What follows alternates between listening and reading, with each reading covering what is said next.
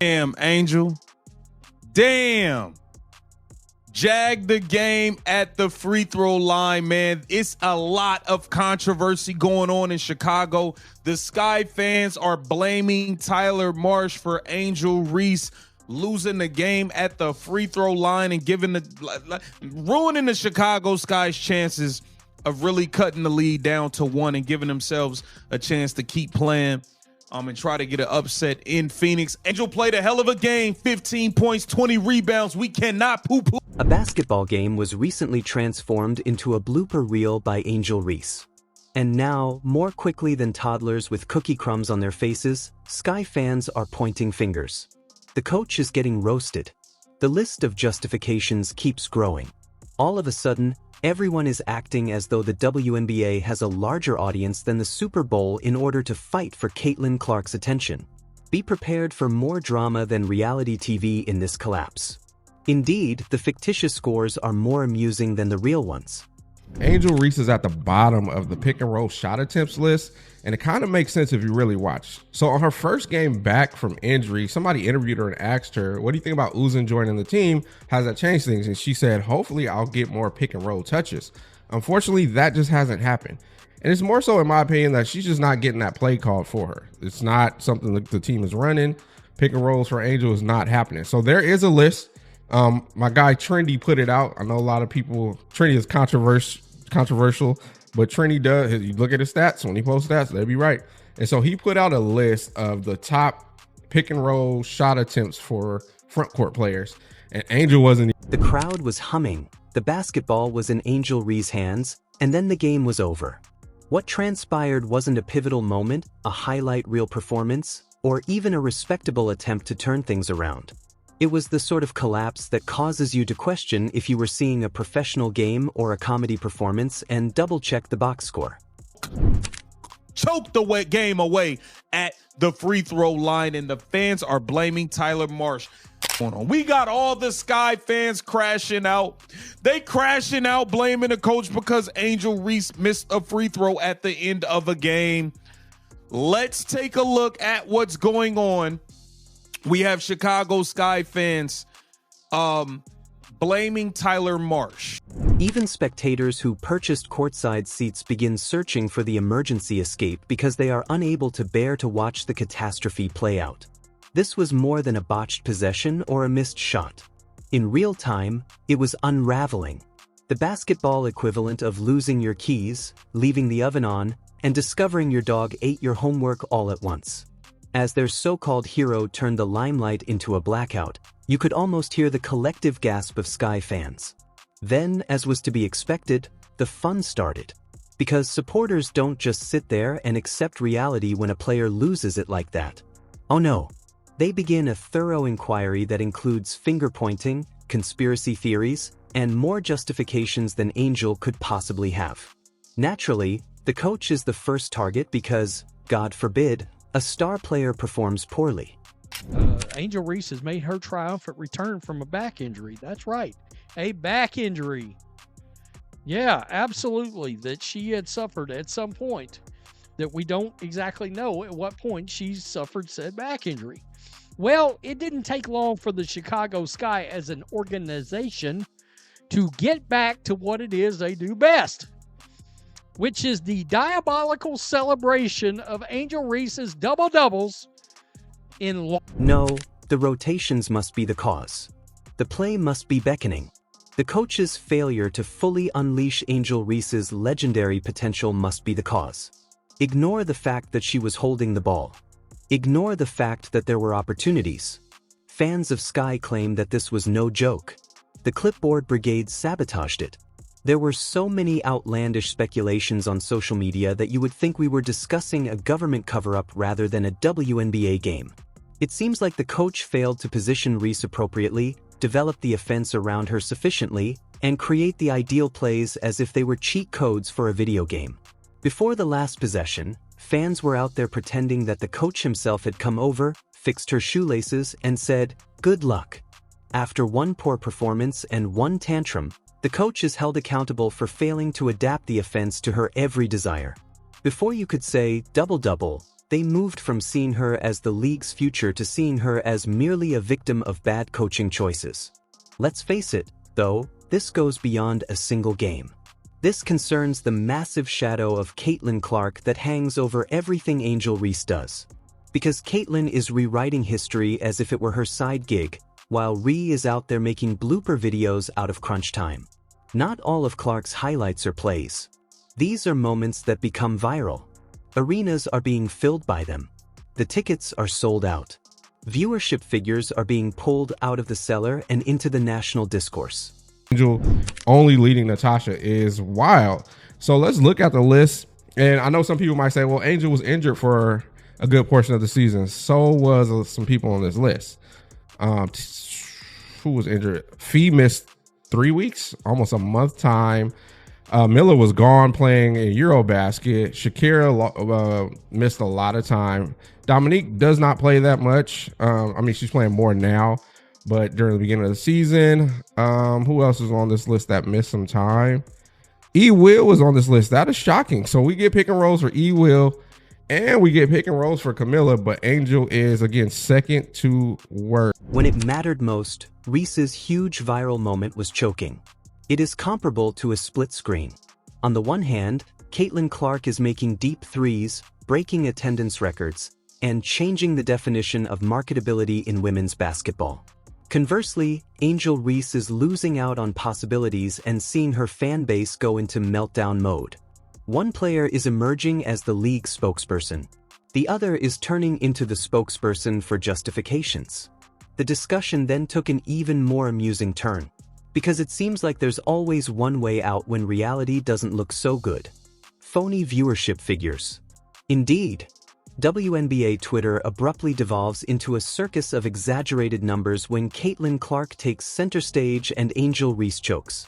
These supporters believe that the WNBA is doing more than simply expanding. It seems to be more significant than the NFL, Taylor Swift, and the moon landing put together. If you look more closely, however, you'll see that these record-breaking claims typically include all unintentional streams, clip views, and highlight reel scrolls on Instagram as part of the total, or compare niche cable spots to primetime national broadcasts. Caitlin Clark, meanwhile, is not in need of spin. Her figures are accurate. ESPN is witnessing actual spikes when she plays. Because of the actual great demand, teams are moving to larger arenas during her trips. This isn't hype. Its impact is quantifiable, palpable, and provable.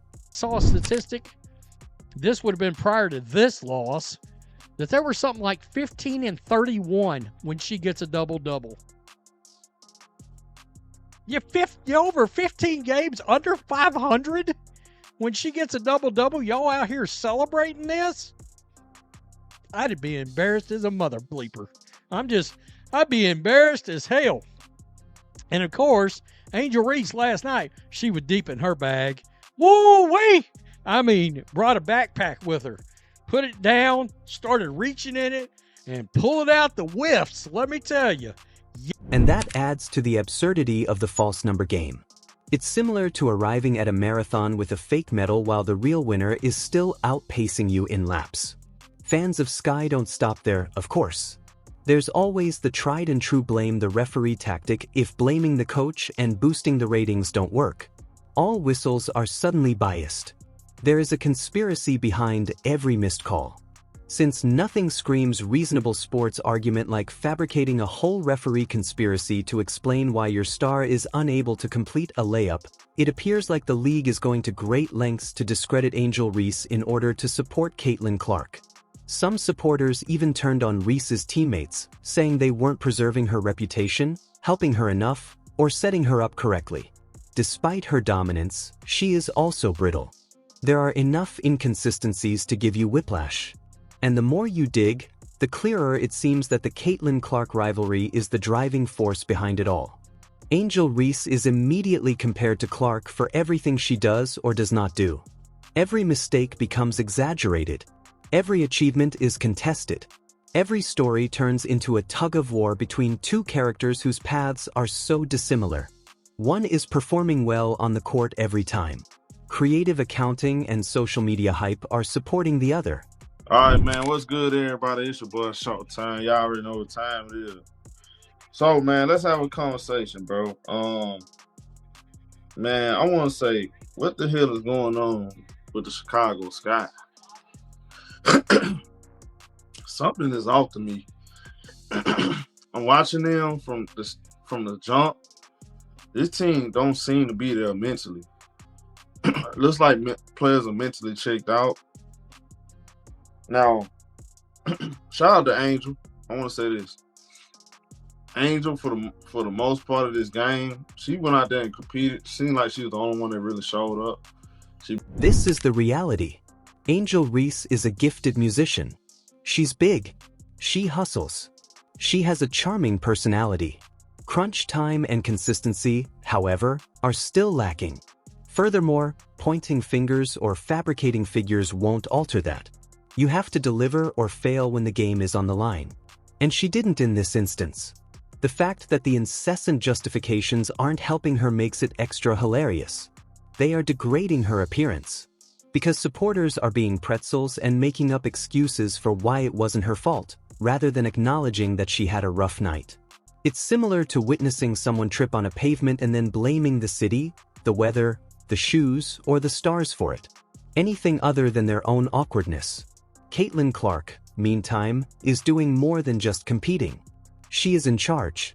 Twitter threads are not included in the scoring. Trophies for inventive justifications are not given out by the league. Furthermore, a fan base's insistence that viewership numbers rise doesn't cause them to do so. Performance is the only factor that matters in the end.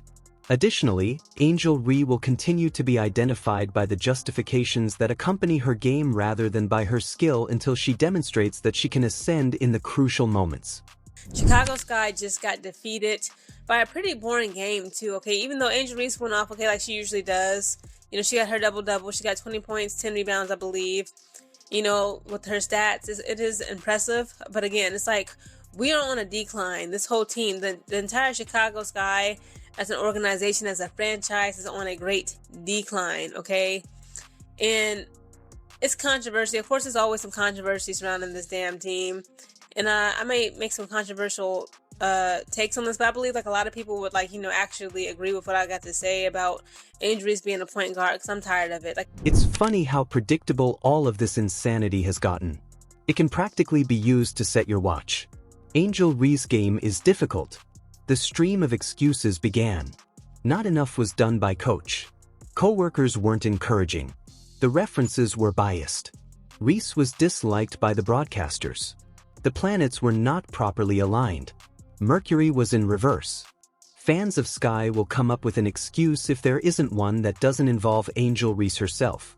Additionally, Caitlin Clark is out there doing what she does best, delivering, while they are occupied with writing the speeches for their defense attorneys.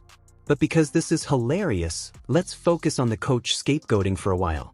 As if Angel Reese weren't a professional basketball player with the ball in her hands and the ability to alter the outcome, fans treat her like a defenseless pawn who is entirely at the whim of poor coaching choices. Reese is a superstar when she succeeds, but she is just a victim of misfortune when she fails, according to Sky Twitter's logic. It's similar to having your cake and eating it too, but the cake is burned and the person who baked it is held accountable. So crazy to me because I don't know if I ever seen this before. It just seemed like, even though Tana Moore's the coach, it's like they just out there playing. And it don't even matter what I can tell they probably don't even listen to him. They don't care what he said. They don't. They just go on with the flow. That's what it seems like. Like players just not even locked in on a game plan or a specific role or anything. Just players just playing. How many times I'm gonna see Angel Camilla beats everybody down the floor and they don't get them? And it goes beyond simply placing the blame on the coach. It involves completely reworking the game's plot. Every detail, every substitution, and every timeout will be scrutinized by fans who are searching for any way to clear Angel Reese. Was it too long since the coach left her? That is the issue. Was she given a chance to rest by the coach? And that's the issue. Whatever occurs, it is the coach's fault. It's the equivalent of heads I win, tails you lose in sports. Naturally, the system itself becomes the next target when the coach isn't handy enough to assign blame. All of a sudden, the Sky's roster construction is being criticized. Never focus on what she didn't do. The focus is always on what someone else did not supply. Compare that to the reality of Caitlin Clark. She also didn't enter a pre-assembled super team. She entered a franchise that required rescue. And since day one, she has been carrying the majority of the work. She's dominating games, making impossible shots, and making role players famous simply by playing on the same court as them. Additionally, you don't see Clark supporters complaining about rosters or systems. They're too preoccupied with commemorating real victories.